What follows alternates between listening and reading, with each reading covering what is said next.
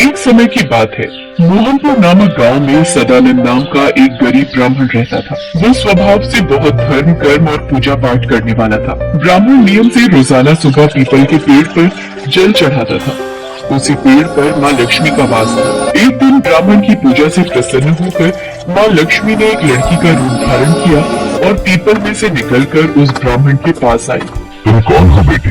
तुमने मुझे पिता कहा है। मेरा इस दुनिया में कोई भी नहीं है। मैं आपको रोजाना यहाँ पीपल पर जल चढ़ाते हुए पूजा करते देखती हूँ, इसलिए मैंने आपको अपना पिता कहा है। पिताजी, क्या मैं भी आपके साथ आपके घर चलूं? मेरे साथ?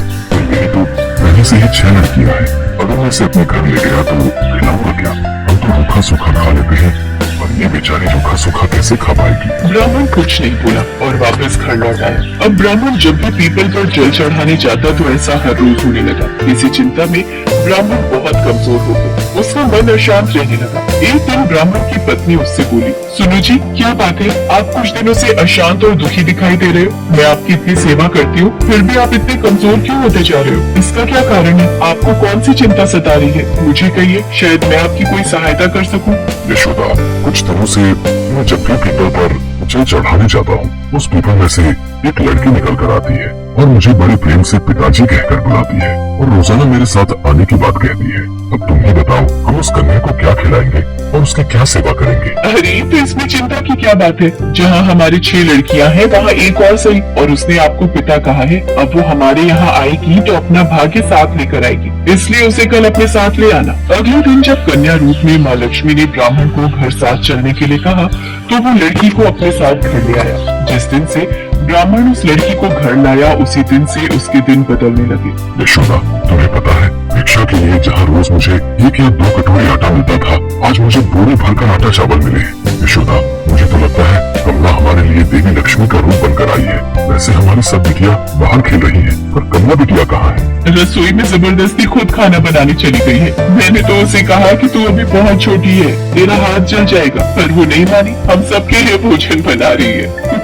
अच्छा, फिर तो मैं जल्दी से हाथ मुंह धो लेता हूँ। अपनी कमला बिटिया के हाथ का गरम गरम भोजन खाऊंगा। कन्या ने गूंथने के लिए आटा निकाला तो आटे की परात अपने आप लग गई। वो कन्या जिस किसी चीज को हाथ लगाती वो दुगनी हो जाती। कन्या रूपी देवी लक्ष्मी ने कई प्रकार के भोजन बना दिए। सभी ने उस दिन भरपेट भोजन किया।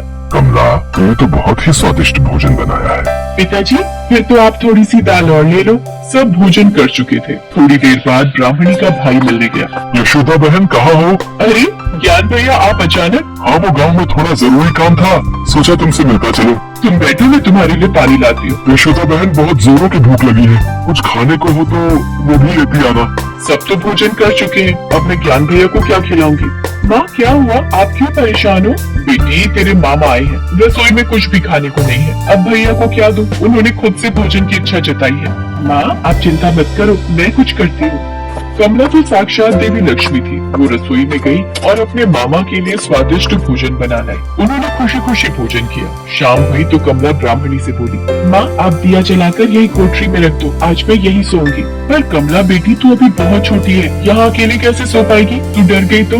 माँ, आप चिंता मत करो, मैं नहीं डरूंगी। यशोदा को समझाकर कमला बनी लक्ष्मी माँ कोठरी में ही सो गई। आधी रात को कन्या के रूप में माँ लक्ष्मी उठी और कोठरी में चारों ओर देखने लगी। और देखते ही देखते कोठरी में धन दौलत और अनाज के भंडार भर गए। माँ लक्ष्मी अपने देवी रूप में आ गई और वहाँ से जाने लगी। तभी ब्राह्मण ने उन्हें आवाज लगाई, देवी लक्ष्मी, आप मेरे घर में एक कन्या के रूप में बेटी बनकर आई और मैं आपको पहचान भी नहीं सका। हे लक्ष्मी माँ, हम पर कृपा करो। हे देवी लक्ष्मी, हमसे कोई भूल हुई हो तो हमें क्षमा कर देना। तुम दोनों ने तो मेरी बहुत सेवा की है और मैं तुम दोनों की सेवा से बहुत प्रसन्न हूँ। तुम दिन रात पूजा पाठ में ध्यान लगाते हो, मेरी पूजा करते हो, सबका भला करते हो। तुम्हारा स्वभाव बहुत ही दयालु है। ये देखकर मुझे अपार प्रसन्नता हुई है। मेरा आशीर्वाद सदैव तुम्हारे साथ रहेगा और तुम्हारे जीवन में धन दौलत वैभव और शांति में वृद्धि होगी। इतना कहकर देवी लक्ष्मी अंतर्ध्यान हो गई और उस दिन से ब्राह्मण के घर में सभी प्रकार के सुखों का वास